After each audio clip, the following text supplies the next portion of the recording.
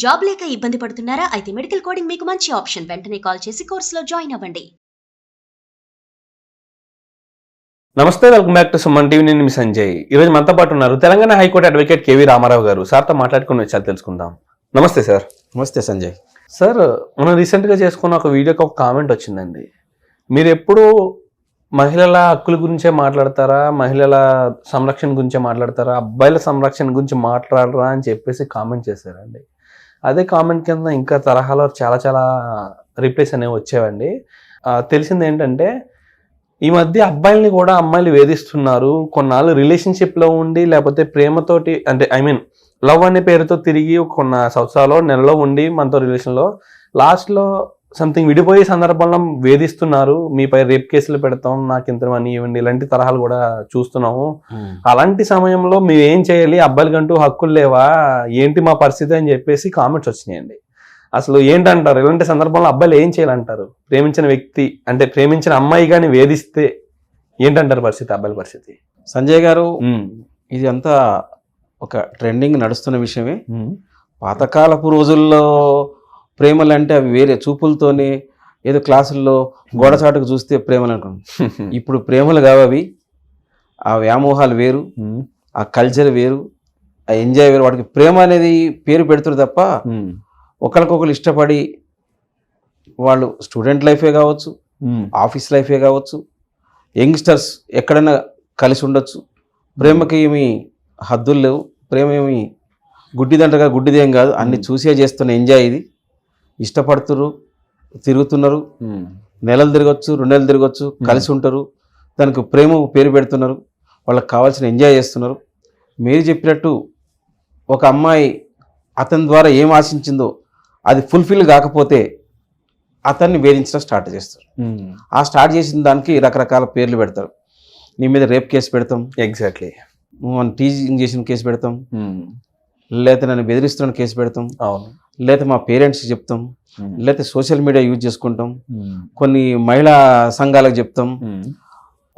అంటే సరే, అబ్బాయి అమ్మాయి ఇద్దరు ఒకే యుక్త వయసులో ఉన్నప్పటికీ కొంత మెచ్యూరిటీ ఎక్కువ ఉన్న అమ్మాయిలు అబ్బాయిలను వేధిస్తున్నమాట నిజమే. అబ్బాయిలు టార్చర్ అనుభవిస్తున్నమాట నిజమే. టార్చరే కాదు, మనకు తెలియకుండా మోసపోతున్న అబ్బాయిలు కూడా చాలా మంది ఉన్నారు. ఎగ్జాక్ట్లీ, మనం హనీ ట్రాప్ గురించి మాట్లాడుకున్నాం. ఎగ్జాక్ట్లీ, ఇది హనీ ట్రాప్ తరహాలకు వస్తుంది. కాకపోతే కొన్ని నెలలు రిలేషన్షిప్ లో ఉండి కూడా చేస్తున్నారని తెలుస్తుంది. కానీ దీన్ని పసికట్టడం కొంచెం కష్టమైన పనే. అలాంటప్పుడు ఎలా ఏం చేయాలంటారు అలా వేధింపులకు గురైతే? సంజయ్ గారు, ఈ లవ్లు ఎట్లున్నాయంటే, ఫస్ట్ ఏదో ఆకర్షణ ద్వారా కలిసి ఉండొచ్చు, తర్వాత ఒకళ్ళ అవసరాలు ఒకళ్ళు తీర్చుకోవచ్చు. ఇంకా మ్యాక్సిమం చెప్పాలంటే, మనం పాత రోజుల్లో ఆ అమ్మాయి లేనిదై ఉండి, అమ్మాయి ఎకనామిక్గా పూర్ అయి ఉండి, ఎవరో ఒక బాగా ఉన్న అబ్బాయిని ట్రాప్లో తీసుకొని వాడి ద్వారా అంత లైఫ్ ఎంజాయ్ చేస్తుందనేమో. అలా ఏమీ లేదు. కొంతమంది జాబ్ కల్చర్లో ఉన్నాడు, అమ్మాయి అదే స్థాయిలో ఉండి డబ్బుల విషయంలో, అబ్బాయి అదే స్థాయిలో ఉండి వాళ్ళ అవసరానికి ఎంజాయ్ చేసి, ఆ అబ్బాయి ఆమె అనుకున్న స్థాయిలో రీచ్ కాకుండా, ఆమె అనుకున్నంత ఇష్టంగా లేకుంటే అతను వదిలించుకోవడానికి ఏదో ఒక మార్గాన్ని ఎత్తుకుంటారు. అతన్ని ఇబ్బంది పెట్టాలనే ఆలోచన వచ్చినప్పుడు అతనిపై పగ పెంచుకొని అతన్ని కేసులు ఇరికిస్తున్నారు. కేసులు పెడతామని బెదిరించి కొన్ని మనీ సెటిల్మెంట్ కూడా చేసుకుంటారు. ఇది బాగా నడుస్తుంది. అవును సార్, ఎగ్జాక్ట్లీ. ఇలాంటి సందర్భంలో ఏం చేయాలంటారు? అబ్బాయి డబ్బులు ఇచ్చేసి ఊరుకోవాలంటారా? అంటే ఏమడుగుతున్నారంటే, మనకంటూ చట్టాలు లేవా, అమ్మాయిలు అబ్బాయిల మీద వేధిస్తే మనకి ఏం చేయాలి, మన పరిస్థితి ఏంటి అని చెప్పేసి అడుగుతున్నారు. ఏం చేయాలంటారు? సరే, ఈ చట్టాలు అమ్మాయిలకి అబ్బాయిలకి పౌరులకు అందరికీ చట్టాలు ఉన్నాయి. వాస్తవానికి మీరు చెప్పేది ఏంటంటే, అమ్మాయి ఇప్పుడు నన్ను వేధిస్తుంది, అమ్మాయి డబ్బులు కావాలంటుంది, అమ్మాయి రేప్ కేసు పెడుతుందని. నువ్వు ఈ రోజు ఈ కేసులో ఇరుక్కున్నాక ఆలోచించే బదులు, అసలు నువ్వు ఫస్ట్ స్టార్టింగ్లో ఏ లైఫ్లో ఎంజాయ్ చేసినావు, ఎలా అప్రోచ్ చేయను అమ్మాయిది, ఎలా నువ్వు అన్నట్టు 2-3 నెలలు 4 నెలలు 6 నెలలు ఎంజాయ్ చేసావు, ఏదన్నా ఉంటే నువ్వు తప్పో ఒప్పో నువ్వు అమ్మాయికి చేసావు, మీకు సంబంధించిన మీ ఫ్రెండ్ సర్కిల్లో మ్యూచువల్ సెటిల్మెంట్ చేసుకొని కేసులు దాకా పోకుండా ఉంటే బెటర్.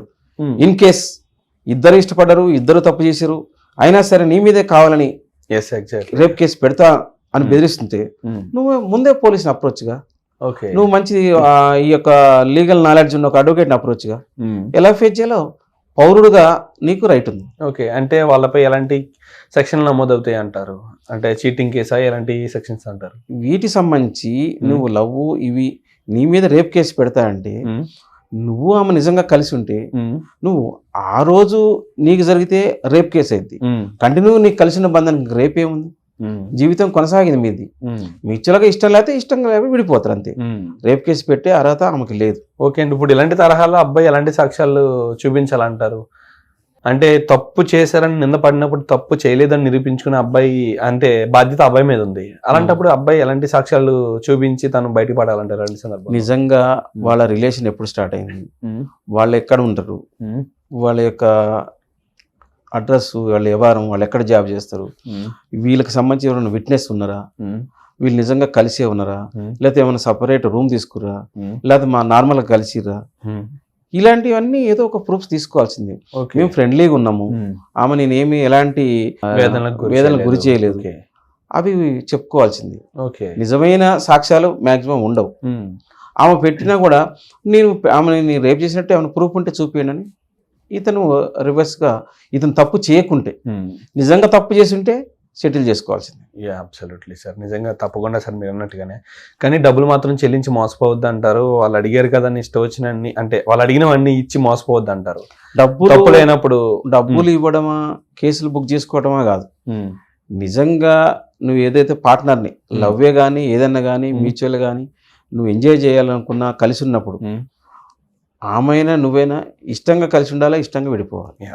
అంతేగాని కేసులు దాకపోయినప్పుడు నువ్వు పర్సనల్గా ఆమె నిన్ను పెట్టే ఇబ్బందులకి నువ్వు సూసైడ్ చేసుకుంటా, లేదా హ్యాంగింగ్ చేసుకుంటా, మెంటల్ పిచ్చోడైపోతా అనే భావన ఏ జంటు రావడానికి వీలు. జంట్ అయినా లేడీ అయినా సరే ఒకళ్ళ వల్ల మనం సఫర్ అవుతున్నాం అన్నప్పుడు లీగల్గా అప్రోచ్ కావాలా, క్రిమినల్ కేసులు పెట్టాలి, సెటిల్ చేసుకోవాలి. Absolutely sir, thank you sir, thank you very much sir. చావు మాత్రం మార్గం కాదంటారు ఇలాంటి వాటికి. రైట్ సంజయ్.